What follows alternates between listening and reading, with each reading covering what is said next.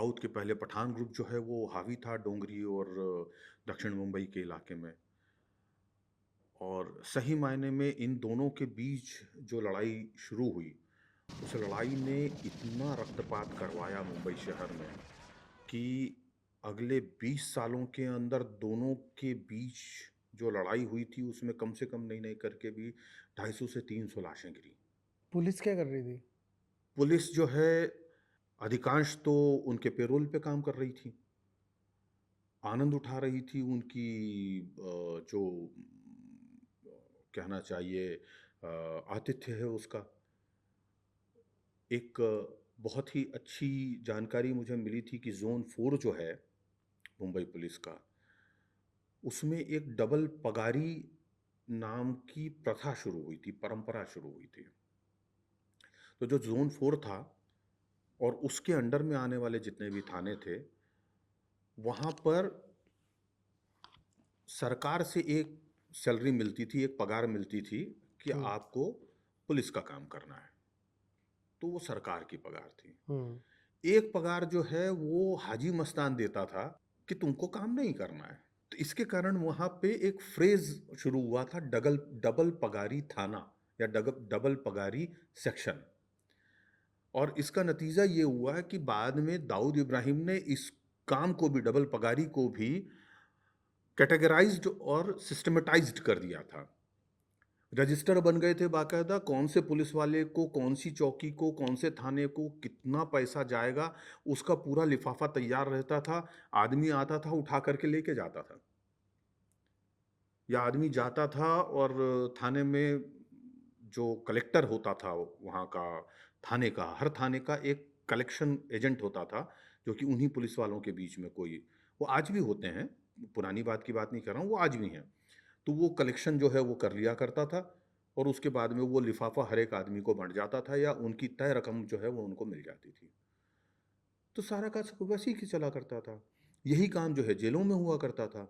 Arthur road jail में तो यहाँ तक हुआ है कि नूरा जेल में जाता था और रात को जेल की किसी वैन में बैठ कर के, कार में बैठ कर के बाहर जाया करता था। पूरी रात वो अपनी मर्जी के काम करता था, मस्तियाँ करता था, शराब पीता था, लड़कियों के साथ वक़्त बिताता था और लौट के वापस जेल आ जाता था सुबह तड़के। किसी को कानो-कान पता नहीं चलता था। जो अंडरवर्ल्ड का वो जो दौर रहा है ना, 70, 80 और 90 के ये जो 3 दशक हैं, ये 3 दशक हिंदुस्तान के किसी भी आपराधिक दृश्यावली के सबसे खतरनाक, सबसे घृणित और सबसे ज़्यादा बुरा दौर है। दुःस्वप्न है वो इस राष्ट्र के, समाज के लिए। और 90 का वो दशक चूँकि वो जीने का मौका मुझे मिला, जिसमें सबसे ज़्यादा हत्याएँ हुईं। कोई दिन ऐसा नहीं होता था कि म हत्या नहीं होती थी, अंडरवर्ल्ड शूटआउट्स या मर्डर्स नहीं होते थे। कोई दिन ऐसा नहीं होता था जब बॉम्बे पुलिस की तरफ से एनकाउंटर्स नहीं हुआ करते थे। हालाँकि सब एनकाउंटर्स मोस्टली फेक हुआ करते थे, लेकिन वो एनकाउंटर्स कहलाते थे। और फेक इन सही द मायने सेंस? में वो जो दौर था, वो हम क्राइम रिपोर्टर्स का स्वर्ण काल था। ये फेक एनकाउंटर्स होते थे मतलब? लोगों को उठा के लाना, हुँ, क्रिमिनल्स को, और दिखा देना कि होते क्रिमिनल्स थे वो लोग। कई बार ऐसे भी लोग मारे गए हैं जो क्रिमिनल्स नहीं थे। अनवर नाम का एक लड़का है, जिसे कि एक सो कॉल्ड एनकाउंटर स्पेशलिस्ट ने सिर्फ़ इसलिए मार दिया था, क्योंकि एक शूटर हुआ करता था। वो नाम बदल के और छद्म रूप में होम्योपैथी डॉक्टर बन कर के एक जगह पे अपनी दुकान खोल कर के बाकायदा रहा करता था और काम किया करता था। लोगों को बाकायदा होम्योपैथी की दवाएँ भी बाँटता था हुँ, और उसका वहाँ पे डॉक्टर डॉक्टर नाम चला करता था। ये लड़का जो है, ये एक बंदे का टेम्पो चलाया करता था। उसकी उम्र होगी मेरा ख़्याल है कुछ 24-26 साल की अनवर की। तो वो लड़का सुबह जो सब्जियाँ लाना है, ये सब करना है, वो ला कर के और दे दिया करता था। उसका काम 9-10 बजे ख़त्म हो जाता था। उसके बाद में सब्जी वाले जो ठेले लगाते हैं या और कोई लोग हैं, जो भी उसे कुछ छोटा-मोटा काम बोलते थे, वो कर दिया करता था। उससे उसको कुछ और आमदनी हो जाती थी। तो वो जो है शेल्टर लेने के लिए, धूप गर्मी से बचने के लिए और एक उसको जगह बैठने के लिए मिल जाए, ये वो डॉक्टर का जो क्लिनिक था, सो कॉल्ड होम्योपैथी डॉक्टर का, जो कि क्रिमिनल था, शूटर था, उसके बाहर लगी हुई बेंच पे जा कर के बैठ जाता था। और अगर वो डॉक्टर उसको कुछ बोल देता था कि जा रे बेटा चाय बोल दे, या बेटा ये कर दे, या बेटा वो कर दे, यहाँ से वो चीज़ ला दे, या शक्कर की गोलियाँ वो जो होम्योपैथी की उसमें लगती हैं, या अच्छा फलानी दवा चाहिए, वो ला दिया करता था। इन्हें किसी खबरी ने फर्जी बात बता दी कि ये उस गैंग का आदमी है। इसको उठाया, लाके एनकाउंटर कर दिया।